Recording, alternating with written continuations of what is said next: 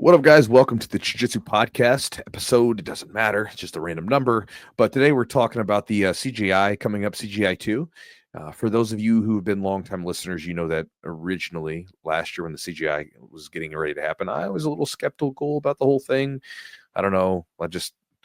For some reason, I just thought it was, you can go listen to that if you want to. But nonetheless, as most people also know, if you're a longtime listener, I changed my tune. I went to the event. It was an amazing event.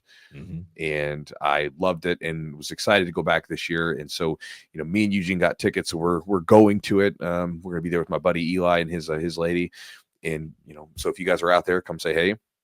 But since we're going there, we're going to kind of talk about it a little bit now.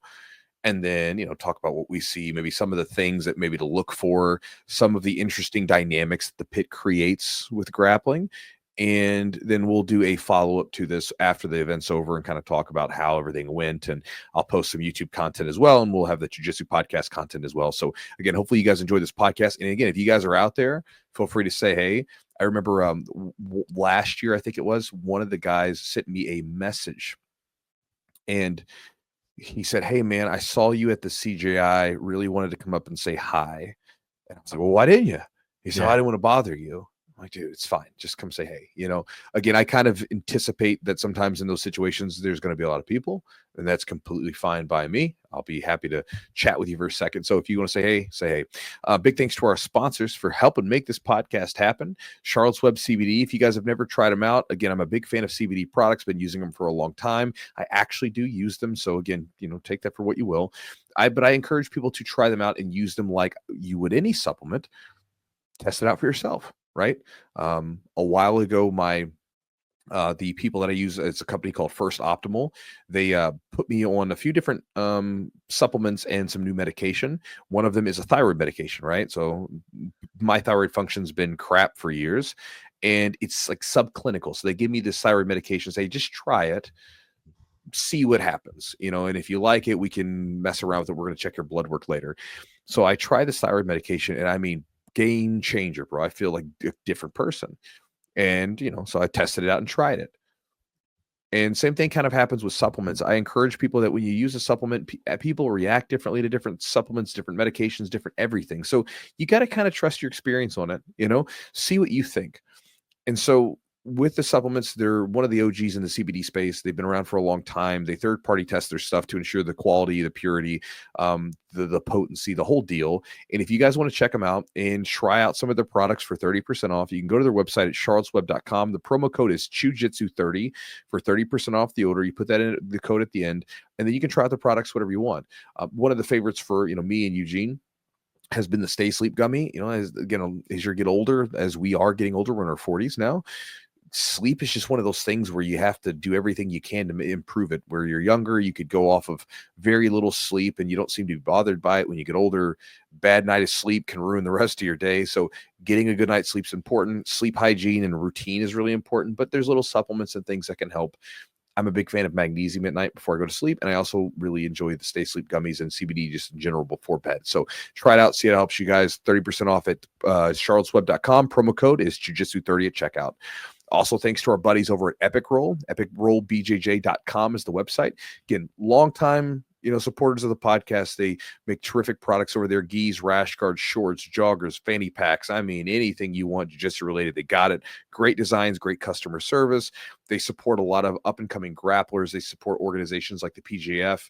My buddy Brandon McGaffin runs their jiu-jitsu guys, right? The founder of Epic Roll is a jiu-jitsu black belt, like who trains and gets out there and does the thing. He's one of us, right? There's so many weird jiu-jitsu people out there, like the money turd fella who bought his belt from whomever, right, and trying to sort of do his thing. Well, there's that guy, right, and then there's like the guys that are on the mats doing the damn thing, like you and I. And so Matt was the founder of it, did that, and he wanted to create cool products for jiu-jitsu grapplers, and that's what he does. I like his stuff and I like to support him. So if you guys want to go on his website, look through his catalog of products and see if you find something you like, check them out at epicrollbjj.com. The promo code is Chewjitsu20 for 20% off the order. Also, if you guys would like to roll on over to our Patreon website and support the podcast directly, you can do so by going to the website patreon.com/ the Chewjitsu podcast. When you go there, you can take a look at all the perks we offer, all the different ideas or things we offer to the Patreon members. You can also join for free and do that for whatever, right? So you can join for free if you want, I guess, right? Is there a free option? There is, but I don't know what you get from it. I don't know what you get from it either, but you can join if you want to. We got people that join for free. We do. We have a bunch of people that join. Maybe we should give away something for free. Yeah, think about it. Yeah, well, we'll start doing that. We'll figure that out. We'll give away something to free for you guys. But if you want to support the podcast directly, you can do that because that helps go to us, and we try to deliver some cool stuff to you on the back end of that afterwards. And so whether you want to get a question to us directly, or if you just want to get access to all the exclusive content that we release on the back end, interviews, talks, extra podcasts, things like that, check it out at patreon.com/the Jiu-Jitsu podcast. Also, if you guys would like to join my daily email that I send out, it's almost daily, Monday through Friday. You can check it out at chewjitsu.net/join, JOIN. When you join up, you get access to my email that I send out. Thousands of people love the damn thing. I mean, a lot of people read it, more people than I ever expected. You know, you got like almost a small city reading this email every single day, and they enjoy it. A lot of people have sent me cool messages and stuff, and I appreciate you guys when you do. But again, every email gives you an idea to chew on, a technical thing to think about, some training tips, dieting tips, books to maybe check out, just anything and everything I think might be useful to you. And when you join up, I give you a free ebook and video to support you with your jiu-jitsu. One of the most important things that I think you can add to your game, and I will preach this until I'm blue in the face, is that you got to be focused if you want to get better. You can train a lot, you can go through the motions, and you can be incredibly unfocused. It's a way you can do it. There's nothing wrong with that if it's what you want to do. You can just turn off your brain, go through it, whatever. But if you want to get the most from your training, you got to be focused. And this is more important for a lot of us that are a little bit older who can't necessarily just train all the time. You know, in jiu-jitsu, there's this idea of going more training, more cardio, more rolling, harder, more intense. And for a lot of people, that leads them to a quick into their jiu-jitsu career because they get injured, get hurt, can't do it, or it leads to a lot of frustration and poor performances. And so there's a lot of people that, you know, like a great one is like Paul Ardea. Paul Ardea is a guy who, you know, literally says I train once a day and 5 days a week. That's all I do. And the rest of the time I'm a busy attorney. Now, I'm not saying that you have to be like Paul, then you know that you have all the things that he has, but there's success leaves clues. And so there is the more approach, and that's perfectly fine. But if you're someone that, you know, you don't have the time to do more, you're fighting to get your 3 days in a week or your 2 days a week, whatever it is, then you got to step on the mat and know what the hell you're trying to get out of it. When you're rolling, what moves are you working on? What positions are you working on? All that kind of stuff. And a guide that I give away to you is called Focus Jiu-Jitsu, and I also include a video with it in case you're not much of a reader, and it gives you 12 different strategies. It kind of walks you through figuring out maybe what you could focus on to get the most from your game. And so if you guys want to get access to that, it's free to you. You join up my daily email. So it's chewjitsu.net/join. And when you join up, you get the ebook, you get the video, get my email, and unsubscribe at any time. So guys, with that said, let's jump into this podcast, talk about CJI 2, and get into it.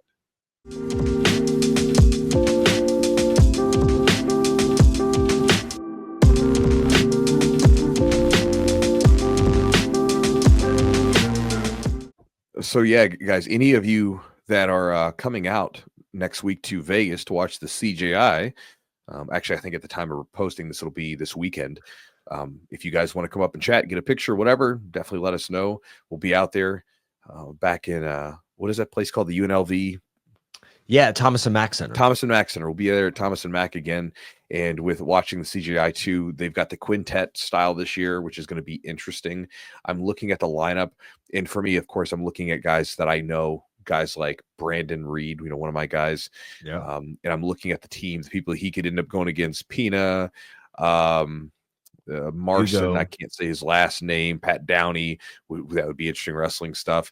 Victor Hugo, Bilal, and Luke Griffith and Kyle Bain, some of the guys he's faced before, some he hasn't. And it would be interesting to see. It's going to be interesting to see, like watching. For me, I'm number one for me, like when I'm there, that's like the thing I'm most excited to see is Brandon, because like, you know, again, the guy's been in jiu-jitsu for a few years now.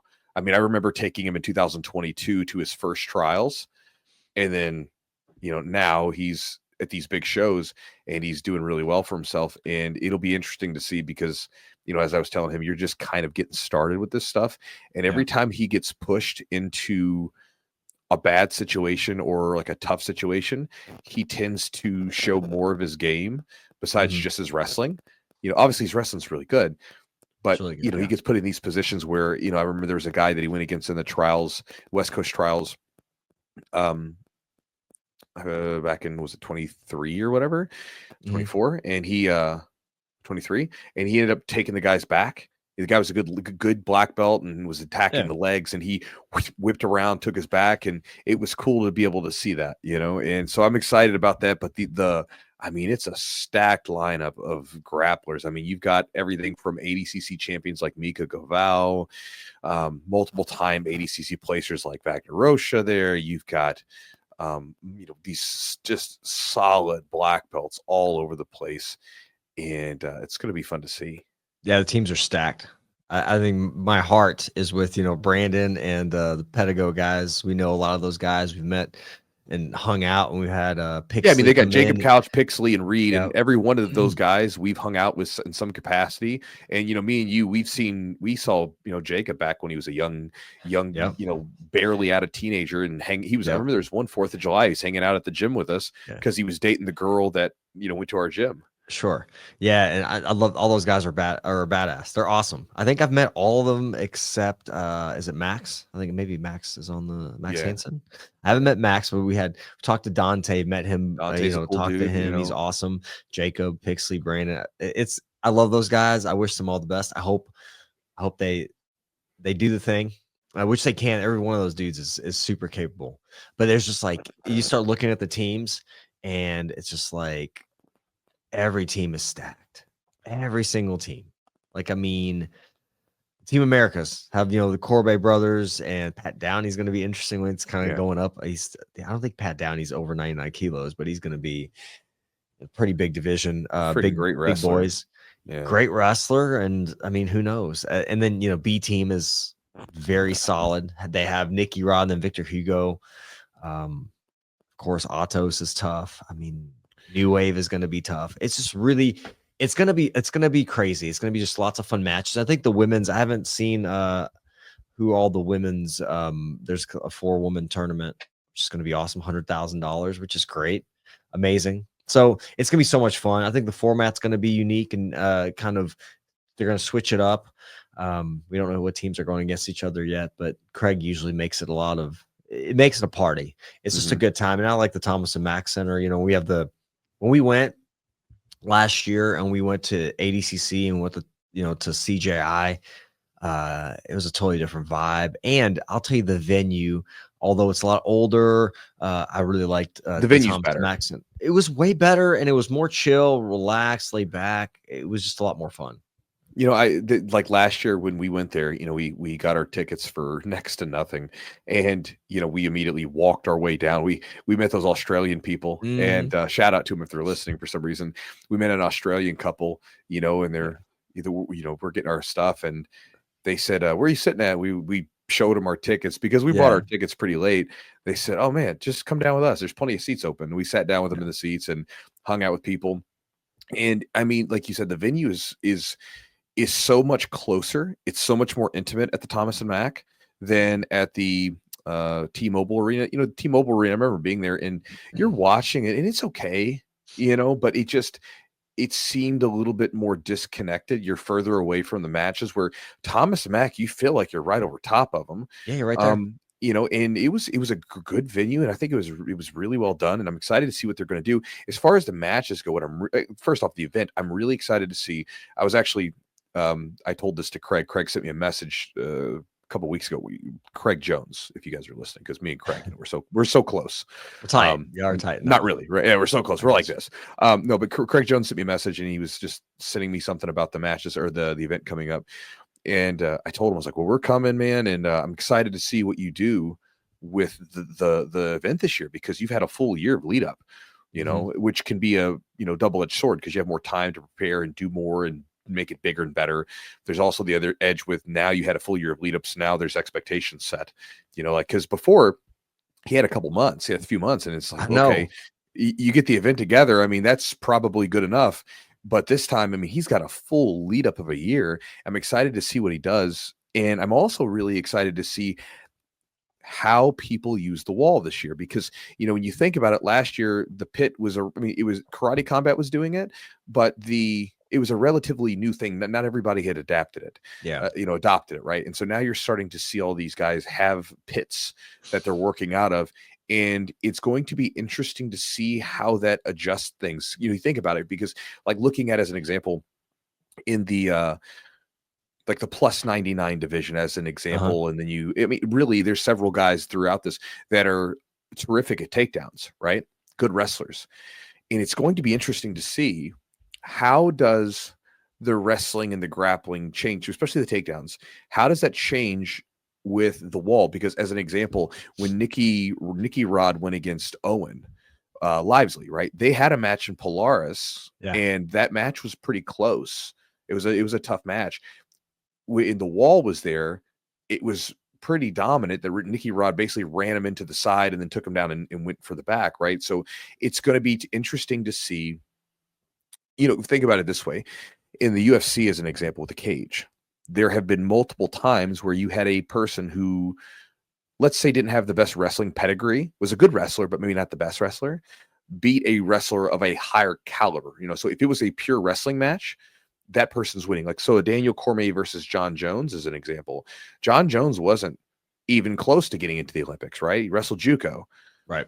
But in the cage, the dude was an amazing wrestler. He knew how to work that room, that environment to his advantage.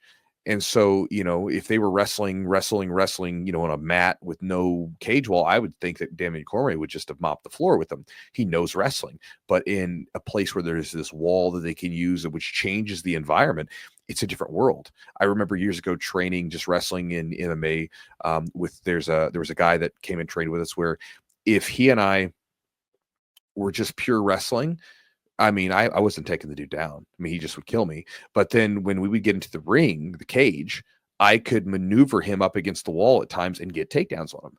And so it was interesting to see how that can change the dynamic and sort of become sort of equalizer to a degree. And it's going to be interesting to see how you've had a year for people to train that knew that was coming up. They were getting ready for it, and they all had a chance to train in the pit in a ramp environment. How does that affect things? How's that going to change things? Yeah, I wonder what advantages it gives to wrestlers, as opposed to, even if somebody can use that as an advantage. If you're not as good of a wrestler, you can kind of push somebody up against that little wall and maybe even get their legs more easily. Because you got to think the sprawl. Like, if you're against that side of the the mat, it's kind of like hard to sprawl, get your feet. I don't know. I guess maybe you can. I don't know. You gotta get your legs up really high, but it's gonna be weird. And it is interesting to see. Like, well, remember the Tackets last year and how they manipulated their jiu-jitsu? Basically, they learned how to use the matrix. They were jumping off of it. They were like jumping off of it and doing all kinds of crazy stuff. So it's going to be interesting to see if people can have how they've learned how to manipulate that environment to support their jiu-jitsu and their grappling. Yeah, I wonder if there's any new techniques we'll see, or new wrestling kind of, if people have adapted. Well, you have to adapt your wrestling in some way. So it'll be interesting to see. Maybe talk to Brandon afterwards or during, and see kind of what the game plans are and things like that. I think it'll be fun though. I think it's a great atmosphere. It's a lot of fun, and I'm excited for it, man. And so many incredible grapplers. And we don't know the kind of the lineups of the teams and stuff. And we know the teams, but we don't know who's going to be competing against. Yeah, we don't know who's going against who. So that's going to be a fun unknown to kind of see how they kind of get everybody's lined up against each other. Yeah, but again, and a lot of looking at it, then they've got the women's 100K bracket. You got Adele Farino, Helena Cravar, Anna Carolina, Sarah Gaval. I would think that the favorites would probably be Helena and Adele. Probably, I would say, I would agree. I would probably say, oh man, Helena's really good. Helena's she's tough, and Adele's pretty good. And Helena's, I think she's a bit bigger than Adele. Yeah, I think so. But she got what, silver? Do they go against each other? I think they went against each other at ADCC. I'm not sure, but I know Helena got second. Helena's at like 145 competitive weight, and then Adele normally competes at like, somewhere around like 120, 117. I'll be So interested in. yeah, Yeah. she's got a size advantage there. I mean, how much it plays into it, who knows? But Mhm. that'll be interesting to see. But those are, I'd probably say, I don't know if those are the two favorites, but I would imagine you have an ADCC champion, and Helena's been on a tear recently. But looking at the guys divisions, it's like I couldn't pick a definitive this is the team that's going to win, because if you it's a styles matchup. Like I think certain people could beat certain people, and if you put them against another Yeah. team, I think it's kind of like not a paper rock scissors whatever thing. It's like this guy could beat this guy, but then he might lose to this guy and whatever else. So it's going to be hard to say who would be the definitive favorite. It'll be interesting to see who wins this though. Yeah, and I mean Mika is a dude that he's always exciting. He's incredible. 77 kilos is what I think that's what he's Yep. kind of competes at. So he's gonna be fun to watch. I mean, then you got, like I said, you got some of these, Kanan is another one. Like, dude, he could come and mop the floor with everybody, or Yeah, we were talking it about just him last night. It who just shows depends on up, like which right? Kanan comes in. The dude is incredible. But then you got Nicky Rod too, right? I mean, Well, Nicky Rod's not competing; he's a coach. or wait, Nicky Rod's competing. No, Yeah. no, yeah, he is. Sorry, Nick Rodriguez is competing. He's competing at under Yes. 99. Yeah, okay. Yeah, Sorry. he's gonna be, and so dude, he was on a tear. He had like a match he kind of struggled with, I think. Was it Victor Hugo he went against and kind of struggled? But I think they're together now on the side. Yeah, they're Yeah, they're on the same both on team. B He's team. Victor Hugo's in the plus 99 Yeah. for him. So Yeah. So we'll see. We'll see yep. a phenomenal And match. if you It's gonna guys be a are lot out of there, fun. come out and Yeah. say hey. Yes, but we're definitely excited about it. And if you've been on the fence, you should go. It's a lot of fun. If you're just there for the party, I'm sure there's gonna be plenty of that going on too. If you're like not a big fan of jiu-jitsu, you're like, but you want to be, they have a good time out there. So it's a lot of fun. You know what I enjoy? I was talking to someone about this earlier. Is I like being old now because it's expected to be kind of boring.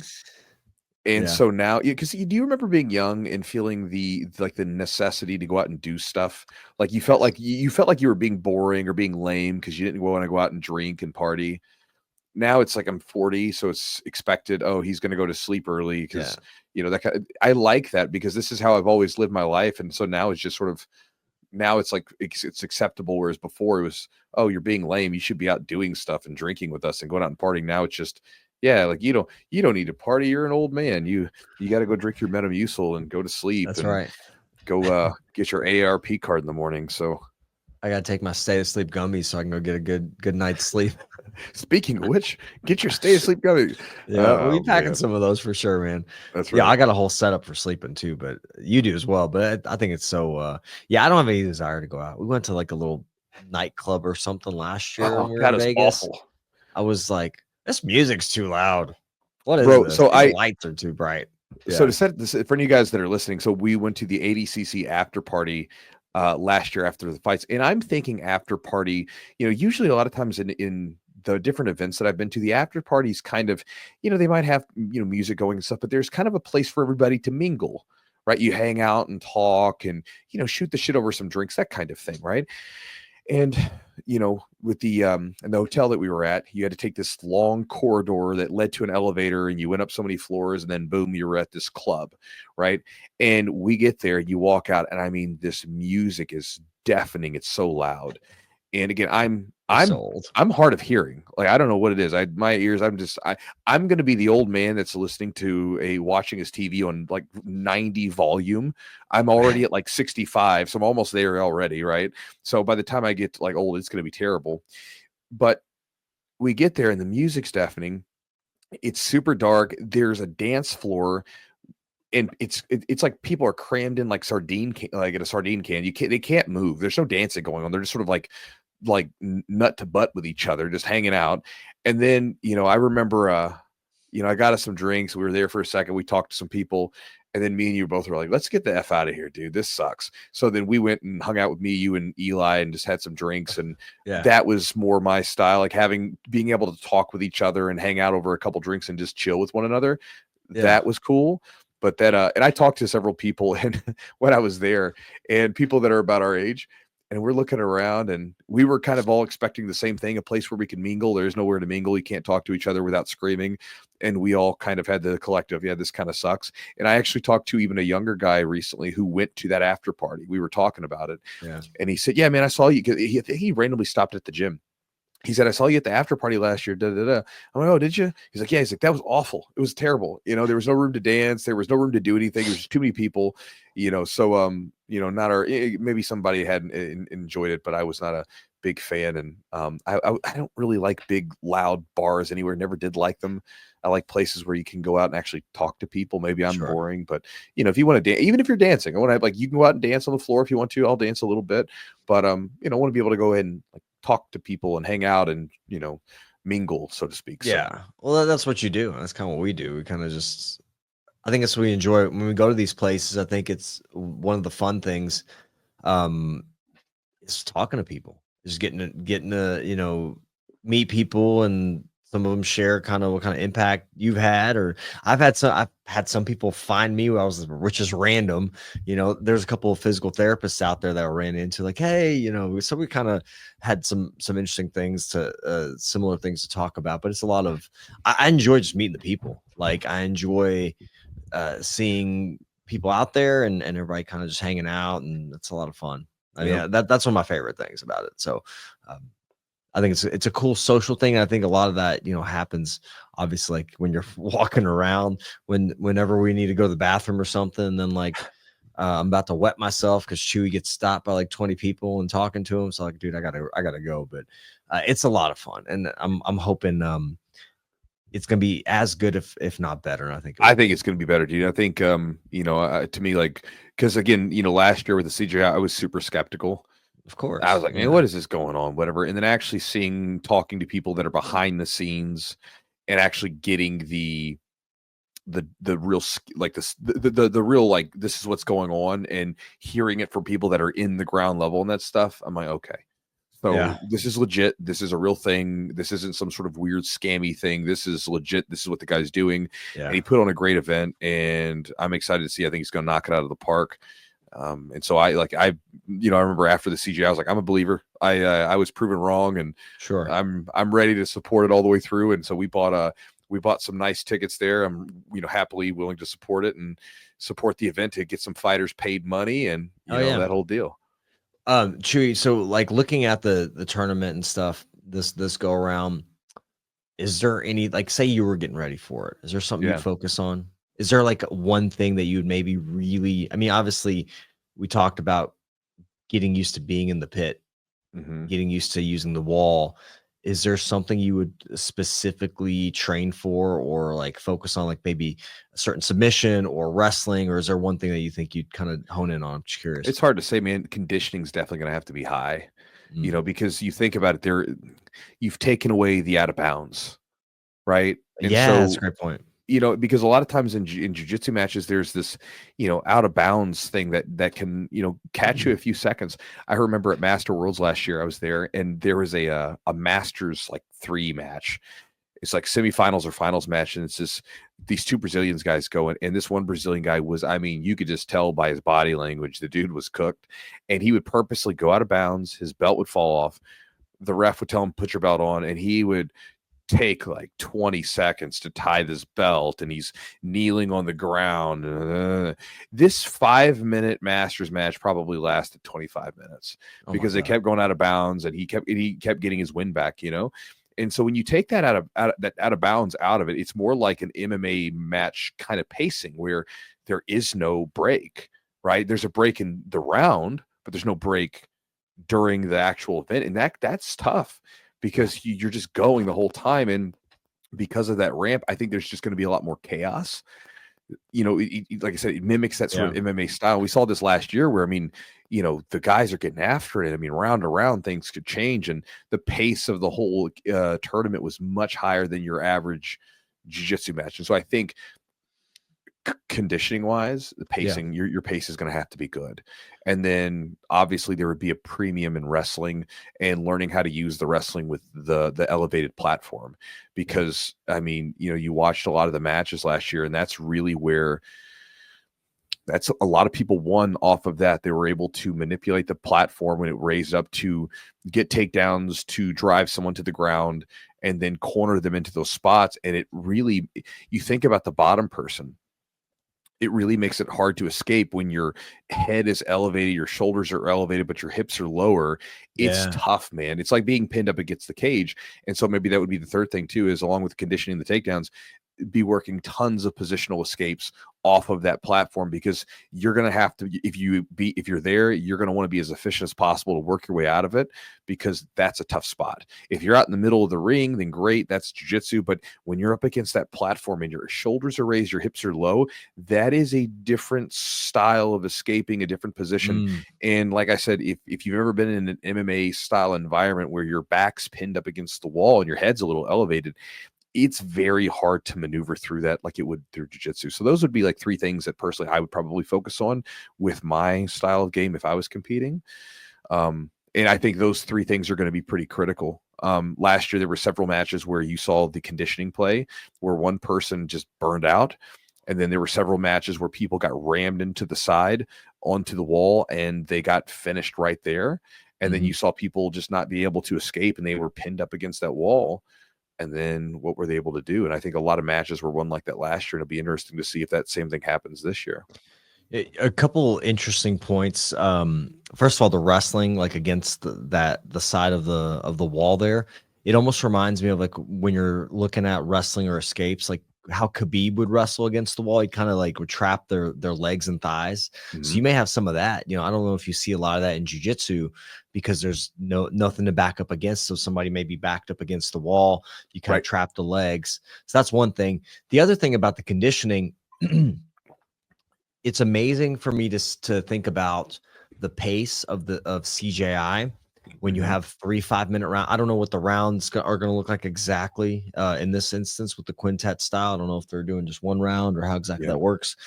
However, if you have like a match that's 15 minutes versus 3 5-minute rounds, you get a little bit of a break. You have more urgency. You may know that you're down on points because they may do that scoring. You may know you're down on points. You have to have a finish. So there's like, with those things combined, you have 15 minute straight through versus 3 5-minute rounds. Like it's going to be a higher pace. People get a minute to catch their breath, but also like you get to kind of restart. Essentially, it's almost like you restart the match again every round. So I think it can make it for really exciting and fun and interesting, because I think people can go a little bit harder in that type of rule set. Especially, it's almost like you get to restart the match every 5 minutes. So it's a traditional style quintet. So it's, each squad sends out their first athlete. There's no set order according to weight or any other factor, which is interesting because usually with a quintet style, you typically have like a weight limit rather than a weight category, right? And then you kind of put them out wherever you want them to, right? And with quintet style, you'll typically have your finishers and your stoppers and things like that. With this one, each match will be 8 minutes. Okay. If someone wins by submission or disqualification, they stay and face the next person.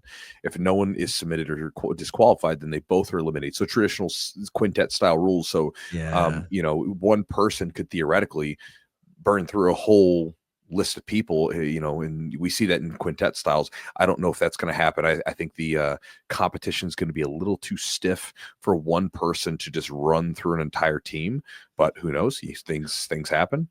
The athlete order is chosen by the discretion of the coaches. Coaches will communicate to the back who they want to send out next, and the next person will enter opponents, and the public will not know who's coming out next until it happens, which I think awesome. That's interesting, right?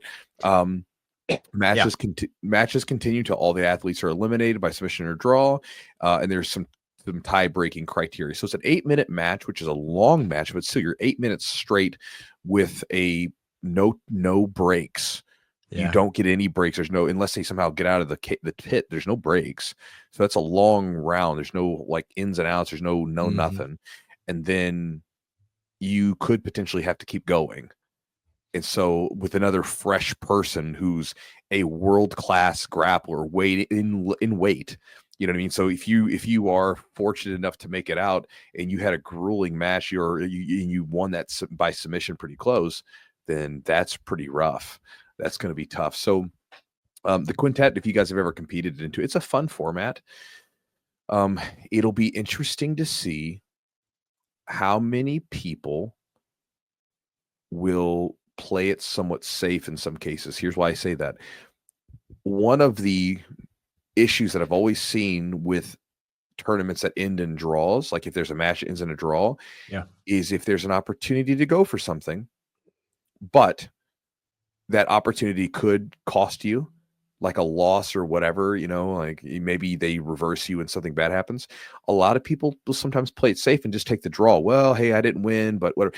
Metamorph, as an example, Metamorph was terrible about that. The old Metamorph show, beautifully produced event, the whole deal. But the issue is that you didn't have a definitive like win loss. That's I got that from, who was it? Chael Sonnen. He talks about fighting, and he says Chael's like, basically it's conflict resolution, right? We want to see the event where these two guys are pitted against each other, and then one wins, one loses. We want to see that conclusion. And when you take that conclusion away, you don't have that climactic ending.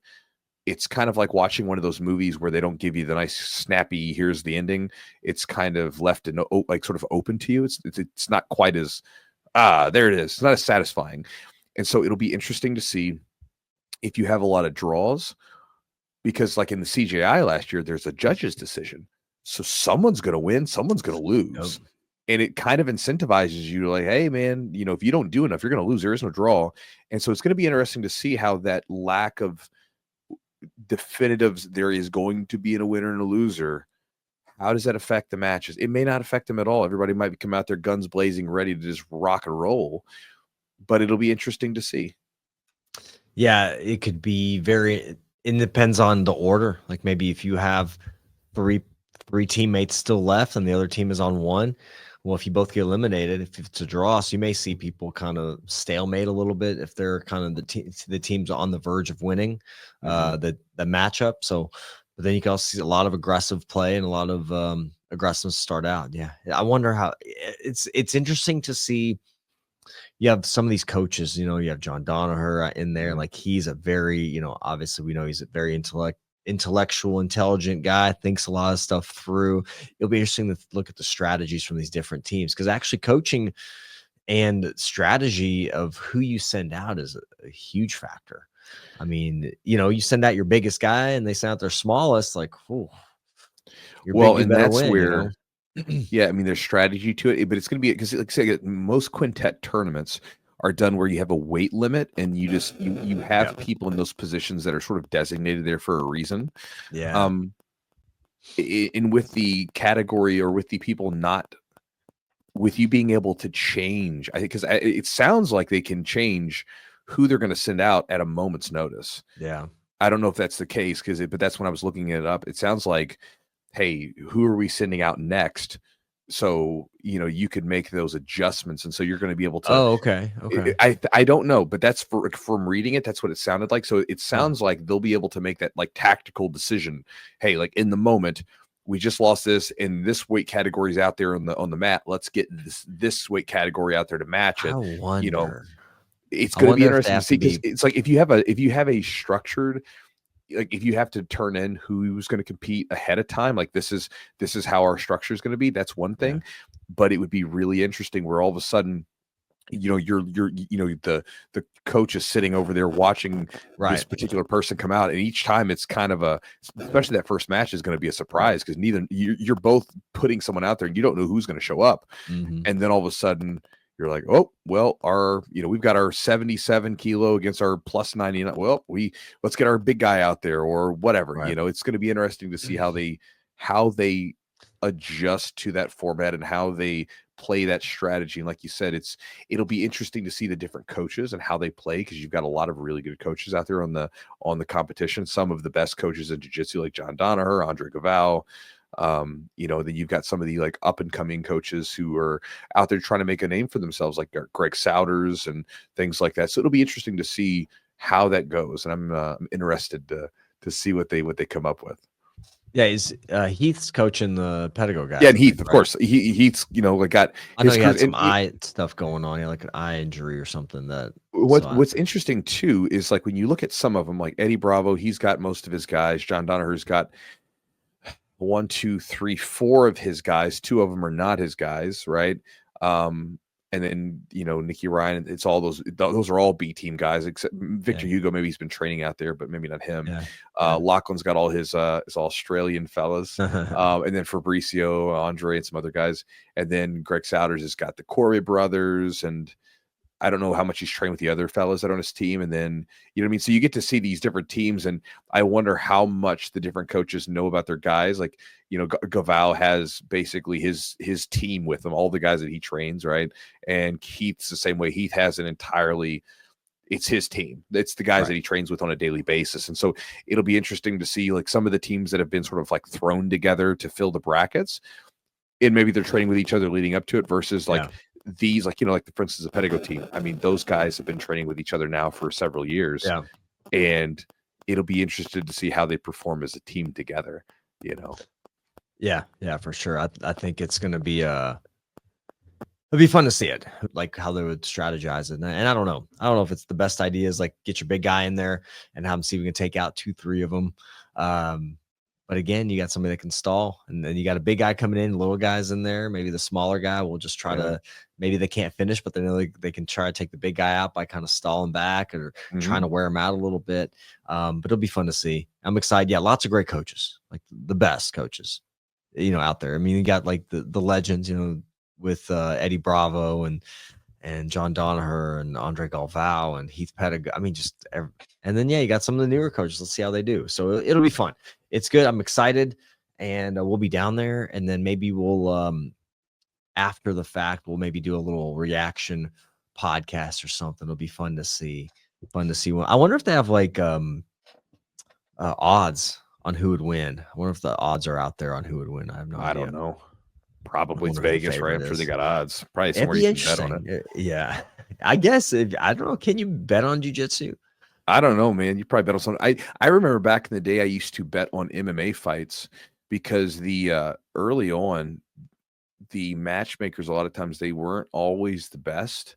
Or not the matchmakers, but the people that were running the stuff, they weren't. Yes, the odds makers. The odds makers weren't always too hip on what they were doing. So sometimes you'd see a match, and you're like, those are pretty good odds for that fight. And I remember winning a couple bucks every now and then on them because, you can make a decent bet because the odds were just not what they should have been. And you had a guy that was coming in and they weren't respecting them enough. And you're looking at the odds and thinking, I think I can make a couple bucks. I made a few bucks on it when I was younger. That's like my lone stretch of gambling. I don't like gambling, but for that, I was like, I know enough that I think I can make a couple bucks. Every time I've bet on some fights, it's never been fun for me. It becomes a stressful thing. Like I'm just like thinking about the outcome and I don't enjoy the match. I think the only time I bet on some fights was in Vegas. We went to see Conor McGregor and it was supposed to be Jose Aldo, ended up being Chad Mendes. Oh yeah. And I was watching that fight. And I was like, this is a great stylistic matchup for Chad Mendes. The problem is everybody thought that, man. Everybody thought that. I mean, even me, I remember thinking Chad Mendes and he used a little tank. I put it on Chad Mendes. I put money on Chad Mendes, and I should have known because the dude was on a boat fishing and drinking beer when he got the call, and like he just went in. He was not in shape. I think if he was in shape, he could have beat Conor, which he was beating him for like 2 rounds, I think. So, yeah. So that's the only time I ever bet, and it wasn't too much fun. I was like, I'm just not enjoying the fight. I'm just looking at the outcome. So I'm sure there will be something, but I don't know odds wise. It's hard to say. There's so many factors, right? It's like, who do they put in? What strategy do they use? Who goes against who? It's going to be chaos, dude. I think it's going to be one of those events where you're going to go out there and, you could try to make all the predictions in the world. And I think it's going to be just mayhem. Because the quintet style, first off, is crazy. Being able to change up the divisions and the weight categories and not being able to place people against someone the same weight and whatever, that's all over the place. And then you have an environment created by the pit that just sort of lends itself to just craziness in grappling. So I think it's going to be complete chaos. And if anybody gets it right, I think they'll probably be more than likely just by dumb luck than really knowing it. So personally, that's what I think. Because I mean, again, even if you got the best guy in there at like 66 or whatever, and then he goes up against the 99 plus, I mean, size is Yeah. a thing, man. So, and then who knows, maybe we get one of those like small guys that he comes up and, slays the big giant. That's happened before in different events. But Right. I think anytime you start to mix up categories and weight, i- things can get pretty wild pretty quick. And then being able to swap them around, like, it's going to be nuts. So, Yeah. yeah, definitely going to be hard to predict. Well, yeah, you can adjust them on the fly, and if you can, that's just like, styles and different matchups. It's just going to be.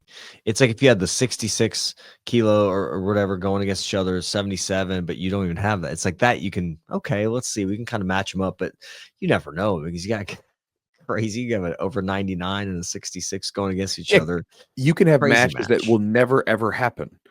Like in Right. most, like for instance, I mean, because you have like, you have a match that whenever you could have an ADCC champion in one division and an ADCC champion in the smallest division, like these two big and small. This mismatch would never happen Yeah. ever.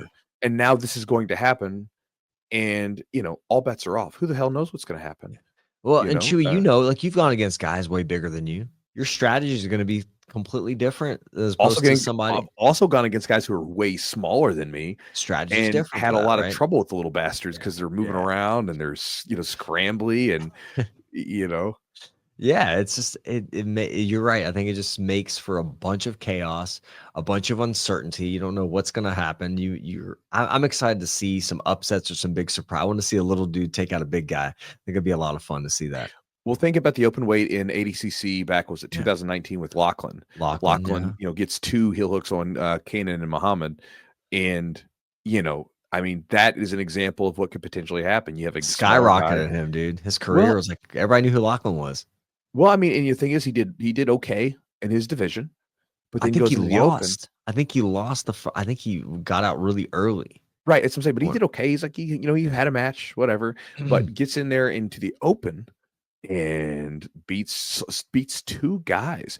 Like, and one of them was, I mean, hey, Kanan at that time, right? That's a big deal, and submitted him really quickly, Yeah. really fast on both of them, and you're like, okay, then afterwards, one of the big guys got a hold of him, and I forgot who it was, but they just, like, shut everything down on him, but, um, Yeah. that sort of dynamic where you can see that at place. The open weight, you're basically in a giant open weight tournament that has weight categories for some reason, and then we're just mixing people around. So it's going Mhm. to that just creates an environment that's just, again, chaotic and very hard to predict because it doesn't happen enough for people to be able to put a read on what's going to happen. Yeah.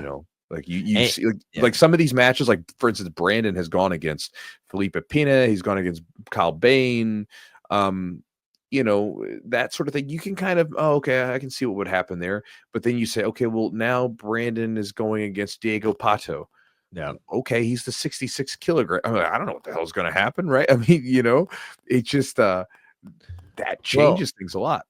yeah, and then you also like these guys have never met in the pit. They've never met in there. So how does that change it? Like what does that dynamic add? I Well, mean, right, like is going it back to gonna like give the Nicky Rod versus Owen Livesley match last yeah, year, where exactly. they faced before, now they're facing the pit, completely different match because of the environment. Yeah. Yeah. It's just gonna be fun, man. Lot of chaos, and I think that's the way that Craig kind of plans it, and that's kind of what he wants. So it's gonna be fun. All right, guys. Thanks for listening to the podcast. Again, I think we kind of repeated ourselves there a little bit. We're just like, it's going to be fun. It's going to be great, which it is going to be great, I imagine. But hopefully, see some of you guys out there. If you are a podcast listener, if you listen to this, let us know. Like if you're out there in person, because people come from different places. Oh, I watch your YouTube videos. I watch you on Instagram. I read your email. Whatever. If you're a podcast listener, let us know. Especially because Eugene's going to be with me, and Eugene's the podcast host with me, so it would be good to say, oh, you guys, whatever. And if you guys want to get a picture or anything, let us know. But otherwise, guys, hopefully you enjoy the podcast, and hopefully see you guys out there at CJI. If not, hopefully see you guys another time, maybe on the mats to get some rolls in. Big thanks to our sponsors for helping make the podcast happen. Check them out. Charlotte's Web CBD. They're one of the OGs in the CBD space. They make a terrific product. Been using them for years. I feel comfortable sharing them with other people. I give samples to my students and people that come into the camps and everything else because I think it's a good product. like sharing it with people. And so I'm sharing with you guys. If you guys want to check out their stuff, go to charlottesweb.com. The promo code to save 30% on the order is Chewjitsu30. Check out, save 30% on whatever you want to try. And again, try it for a month, see what kind of effect it has on you. Go from there. Big thanks to our buddies over at epicrollbjj.com. Again, they're jiu-jitsu guys, jiu-jitsu practitioners who are rolling and grinding just like we are, going through it. And they make cool jiu-jitsu gear and merchandise, shirts, and the whole deal for grapplers just like them. If you guys want to check them out, go to epicrollbjj.com. The promo code is Chewjitsu20 for 20% off the order at checkout. You guys want to support the podcast directly, you can shoot on over to our website at patreon.com/the Jiu-Jitsu podcast. When you get there, you have a bunch of different things that you can get for your membership, your inexpensive membership fee when you join up. Very nominal fee. Literally, we're talking about like cents in the day, probably couch change that you could find on it to do it. And again, for that, we will give you a bunch of different perks. You can take a look at those perks if you're interested by going to our website at patreon.com/podcast. Also, guys, if you want to check out my daily email, you can get that at jujitsu.net/join. When you join up, I will give you guys a free ebook and video that goes into a bunch of different tips on how to focus, with your training. Again, I talked to tons of different black belts, world-class people, everything else. And one of the common themes that happens when you talk to them is that they have a lot of focus with their training. They step on the mat with a purpose. They know what they're trying to do. A lot of people, though, don't really know maybe what they want to focus, what they could focus on, or what would be best to focus on. So the ebook will give you about 12 different strategies to figure that out. Can be very helpful to you. It's stuff I've used to this day. I think it's very helpful. And after you do that, you will then get my daily email, which goes through all sorts of different ideas from jiu-jitsu and lifting and dieting and books to read and just anything and everything that I think could be useful or could be interesting to think about. And you can unsubscribe at any time. And that's at jujitsu.net/join, JOIN. So guys, I think that's it. Appreciate you guys for being here. We appreciate you guys for listening. Appreciate your time. And we'll see you next week.